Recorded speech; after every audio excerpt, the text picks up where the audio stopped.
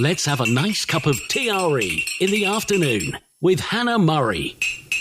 Good afternoon. Joining us on the line now is Elizabeth Vartkessian, who has been investigating the life histories of those facing the most severe penalties possible in the US since 2004. In 2015, she was awarded the JMK Innovation Prize for her efforts to bring mitigation to all areas of the criminal justice process. Her book, The Deserving, is packed with the moving real-life stories of the clients she has worked with over the past 20 years. Her clients are guilty of the most heinous crimes, but as she tells it, everyone has someone who loves them, even people who have committed murder. Welcome to the show, Elizabeth.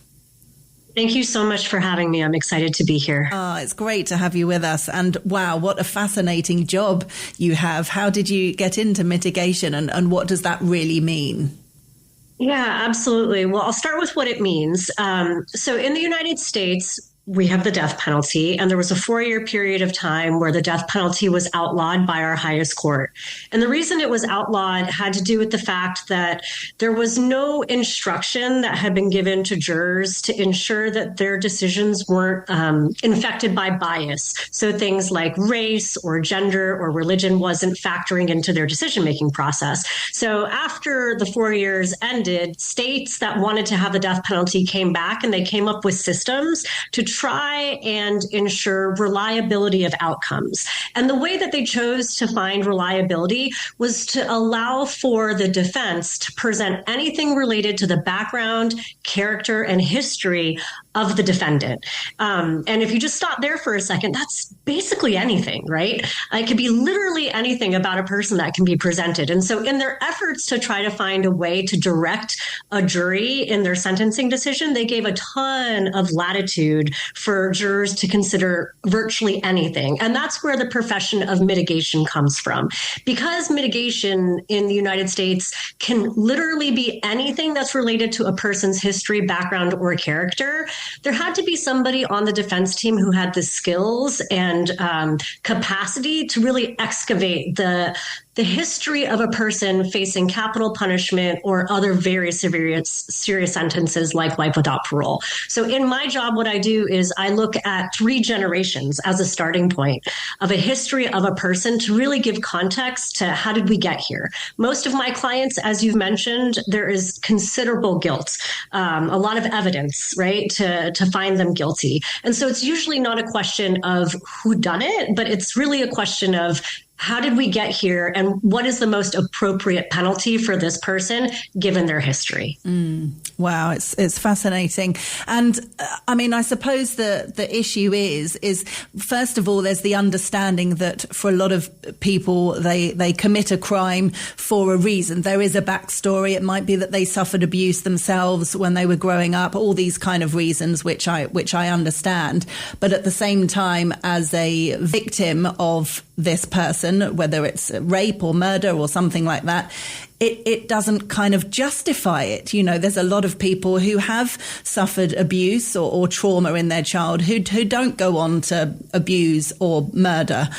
So it's very, I imagine it must be an extremely difficult job to try and get your head around. Yeah, I think what makes it easier for me actually is that I don't look at this as an explanation or an excuse. I think one of the problems with conventional justice systems, and I'll just speak specifically about the United States, is that because we have an adversarial system, it sort of forces people to choose. Like you have to be for the defendant and against the victim or vice versa. And mitigation doesn't do that. Mitigation says you can acknowledge the fact that every human being has dignity. That means that they should be treated in a particular way because they are human, and recognize that they have committed an unfathomable harm. And it's not to excuse and it's not to privilege one or the other, but it is to say the justice system is not created in a way, at least here, to provide closure or whatever it is that a victim might be seeking. I have a chapter in the book where I talk about victims. And one of the things that I've learned in 20 years, I've worked with a number of victims, families that my clients have killed a loved one, victims who are alive, who my clients abused horribly, just lots of victims. And I understand now that speaking of the needs of victims with one brush is wildly unhelpful and inaccurate. The needs of victims are profound, they are varied, they change over time, and a justice system is often not capable of addressing all of those needs. We think that the sentence is so often the only thing that a victim can have, but it's not true, right? So victims can have other needs that are met that don't come through just the harshest sentence. And a lot of times, understanding something about the person who did this horrible thing is something helpful. It may not be helpful in the moment, but as a person moves through life, holding the grief and the loss, it can be meaningful to understand that there isn't a reason. There isn't one thing that you can point to. And I hope that my book does a good job of this, because you mentioned, a trauma, a difficulty. It's not just one thing that's happened to the people that I've worked with, but I want you to think about like a cascading effect. I want you to think about the hardest, worst experiences of your life and have that happen over and over and over again from your childhood into your adulthood with no reprieve, no break, no support, no way out. Right? It's a different type of compounding adversity that most people don't experience. Right. And I think understanding that helps people, the community, victims, decision makers understand that this person wasn't born evil, that this thing that happened wasn't predestined, that there would have been a way to intervene and stop this from happening. And the intervention comes from us. It comes from the policies that we decide to implement or to choose not to implement. And it comes from the ways in which we choose to treat people that are already on the margins. That's really interesting. So are you saying that most of, if not all of the people you've worked with over the years have had that kind of cascade of one thing after another going wrong? It's not just it's not just one incident that we're talking about. It's every person I've worked with. It's not just one incident. It's one thing after another, after another, after another. And in the book, I try my best to give people a sense of that, because I do think when we try and look at one experience, it is very easy to say, well, I had the same experience and I didn't turn out to be a murderer. I didn't turn out to hurt other people. And it takes this notion of choice and it sort of, I would say, kind of turns it inside out, right? Choice is not, I use this analogy, I don't know if it'll hold, but we'll try it and we'll see. Like Chinese buffets are a big deal in the United States. I love a Chinese buffet, okay? So choice is not like a Chinese buffet by the time my clients get to the place where they are about to commit a harm.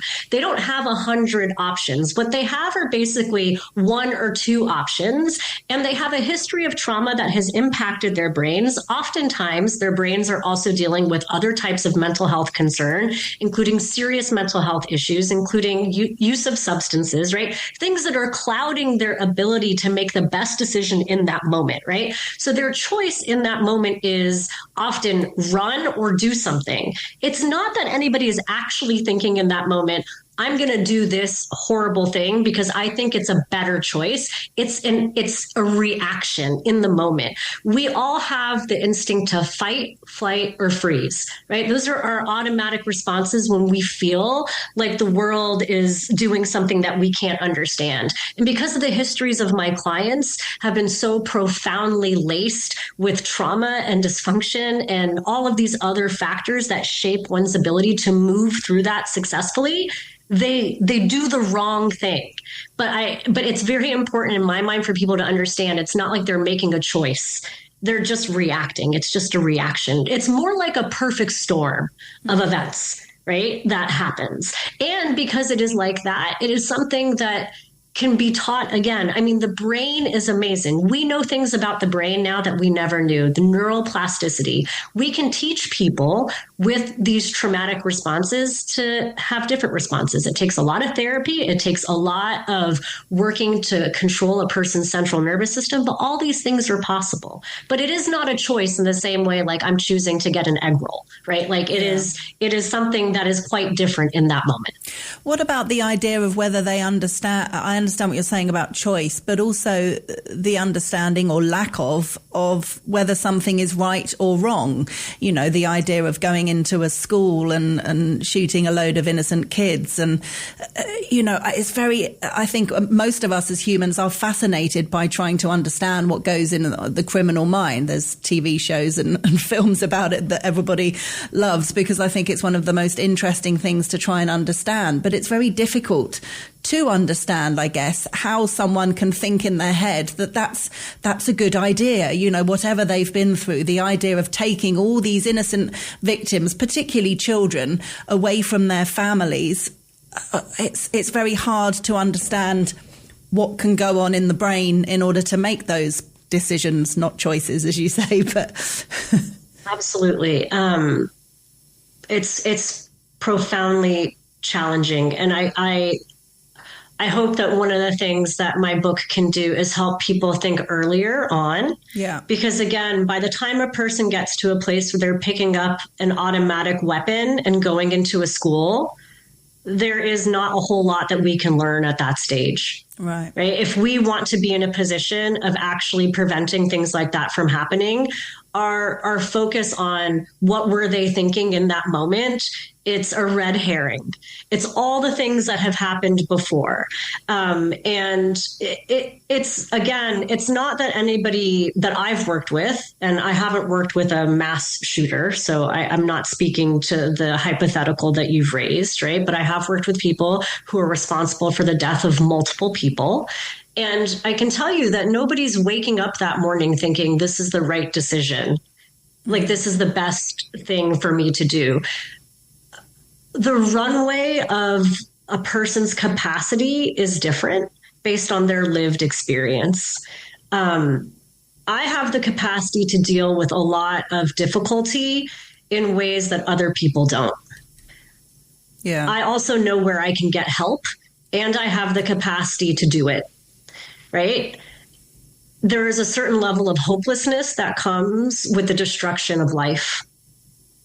And I would like us to be thinking about, how does a person get there? And what role do we play in facilitating that?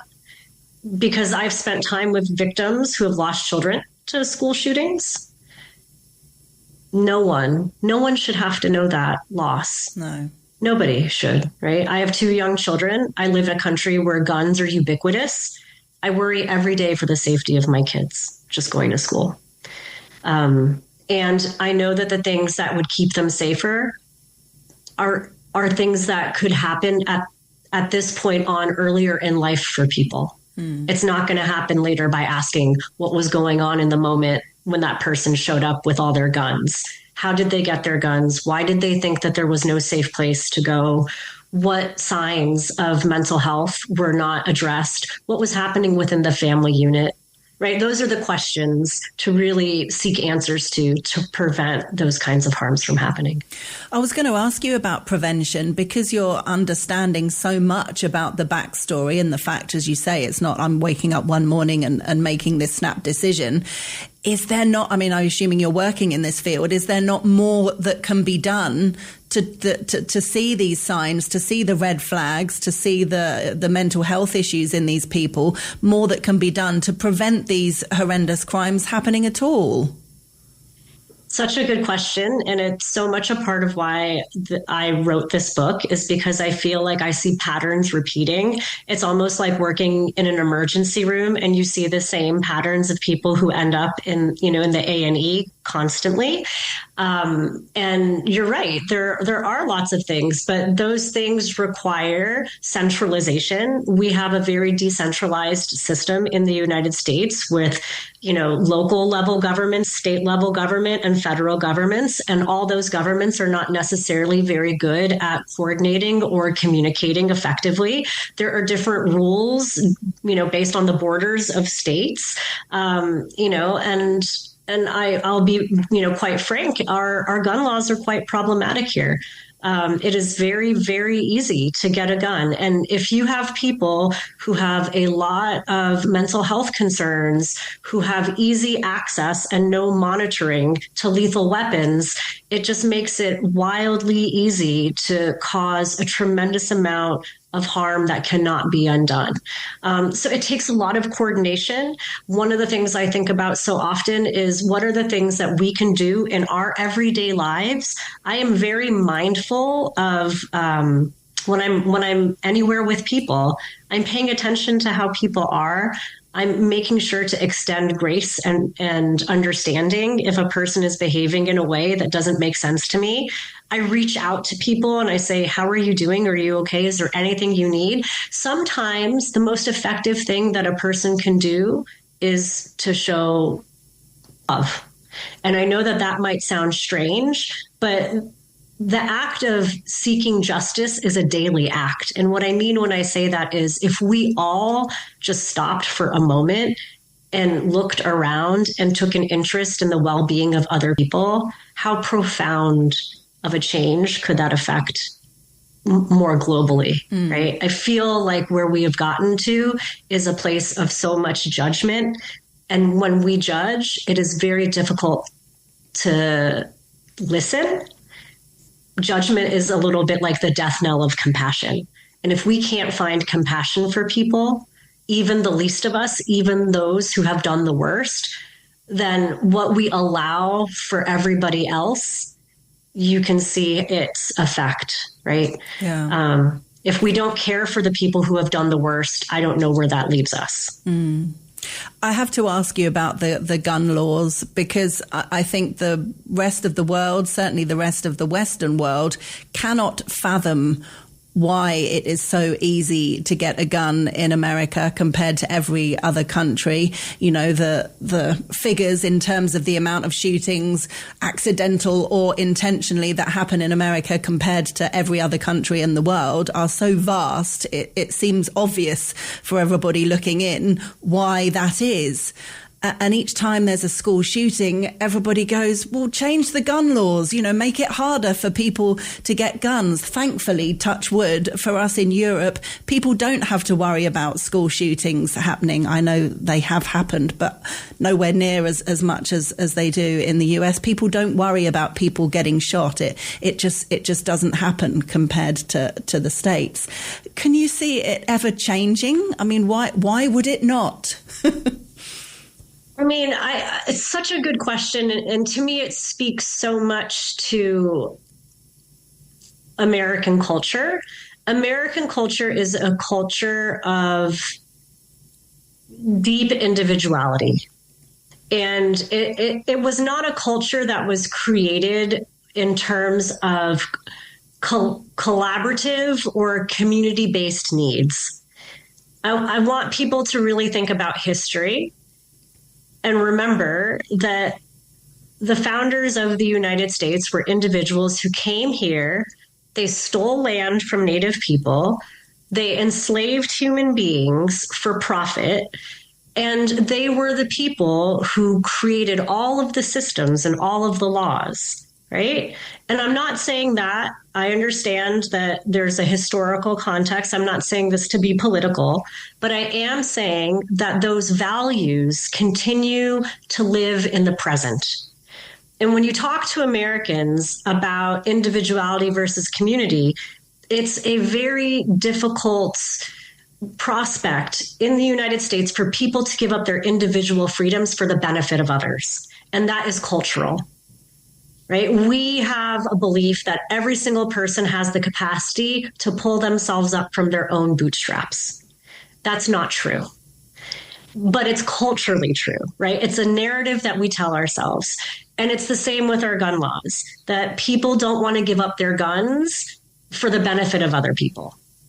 And until we get to a place in the United States where we can really begin to look at each other as members of the same community and to think to ourselves, what do we actually need to do here to ensure that each human being in this society gets to live safe, gets to have dignity? I don't know that we're changing our gun laws. No. There can be so many more deaths, and I don't think it's going to change. Yeah, it's so fascinating. I was interviewing someone recently, an American, and we got into the same subject, and he was talking about, it's in our constitution, the right to bear arms and all that kind of thing, and we need them in our house to protect our family. What if there's an intruder? We want to protect our family. And I said, I understand what you're saying, but we all worry about intruders coming into our homes, and having a gun just isn't an option. You might feel the need to reach for a kitchen knife, or you might have a baseball bat under your bed, or there are other things that you would have to do. A gun just isn't and hasn't been an option. It's just so different. It's very different. And there are lots of, like you're saying, less than lethal weapons that people could, get their hands on. There's mace, there are tasers, there are all kinds of things that could be used to subdue a person.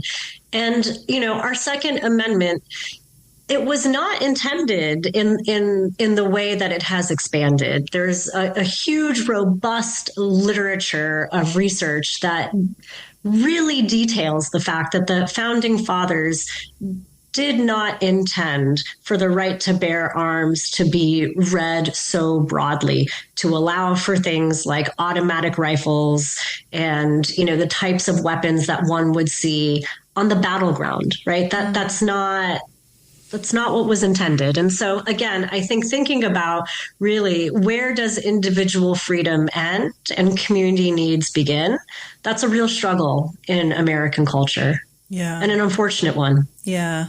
It's, I suppose, giving people, I could use this in a much, I don't know, not a great example, so I'm not even going to give it. But, when you've given people the freedom to do something, to then suddenly take it away from them is very difficult. But when they've never had it in the first place, on a much lesser scale, and I'm certainly not comparing it, but, there's lots of debates around the world about social media and various countries taking social media away from children under 16.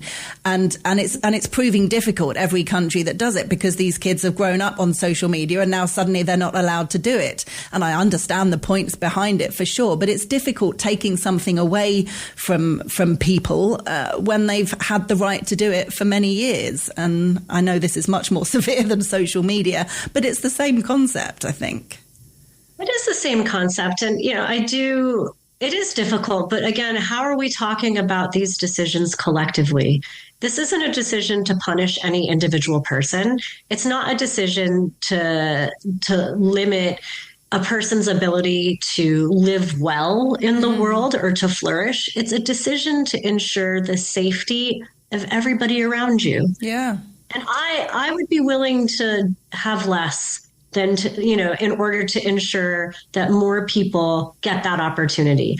I would be willing to give up my social media, to give up whatever, if I had a gun, I don't, but I would be willing to give up any of those things if it meant that I knew that children were safer. Yeah, absolutely. Right? Like I would do that. Definitely. And so again, why are we holding on to things so desperately?